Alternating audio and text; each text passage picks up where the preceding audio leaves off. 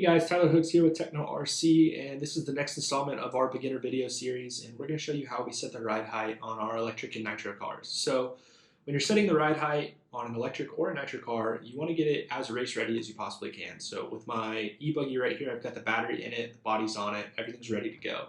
With a nitro car, we always do it with a full tank of fuel. We think it's the most consistent way to set ride height is to have the tank all the way full. Have the engine and body on, ready to go, race ready. That's how we always set our ride height, because the big thing on setting the ride height or setting the camber is to be consistent, to do the exact same thing every time so that you can kind of quantify the different results and different ways of doing things. So with an electric battery in, with a nitro fuel in.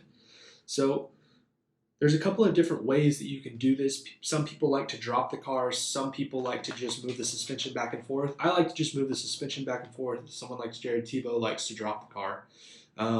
Again, the biggest part of this is just being consistent. Make sure you do it the same way every time. So then once you actually get to where you want to set the ride height, there's one thing that a lot of people miss, and that's you don't want to try to set the ride height in a high wear spot.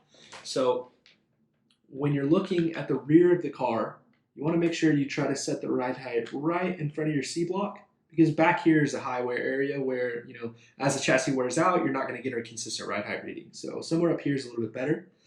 And in the front, you don't actually really want to set it where the kick-up is. So you want to move back a little bit, kind of where the front chassis weight would go, and that's where we normally set it in the front.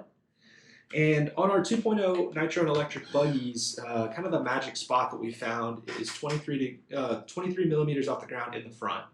And in the rear, if the grip's really high, we'll run 25. If it's kind of medium, most places, good place to start is 26. And if it's really low grip, we'll go to 27. So wheels straight. I've got my car. I'm going to move the suspension back and forth. I've got my ride height gauge.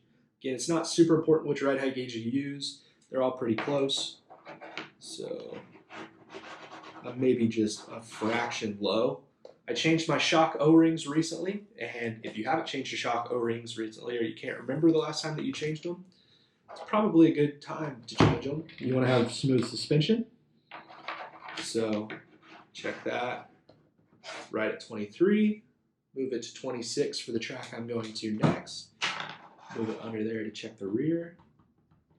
Right on. And that's pretty much how you set your ride height on a Tekno RC car. Obviously, we've got different ride height settings for a Truggy or a 10-scale car, so just check the manual, check setup sheets, ask your local racers. And if you're going to ask a local racer, what ride height do they run, ask how they set their ride height. Do they drop it? Do they just move the suspension? Do they use a full tank of fuel, or do they have their battery in or not? These things are all important. You want to try to keep it as consistent as possible. And again, this was a video that's part of our beginner series. We want to help those people that buy a competition RC car get from the manual to the track. So, these things like setting your ride height and setting your camber, they're important. So we want to have these videos out there for people to be able to reference along with our manuals and our extra build videos and everything like that.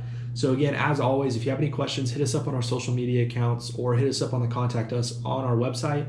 If you would like to see any different videos, if you will have any questions or anything like that, feel free to hit us up, and we'll see you at the track.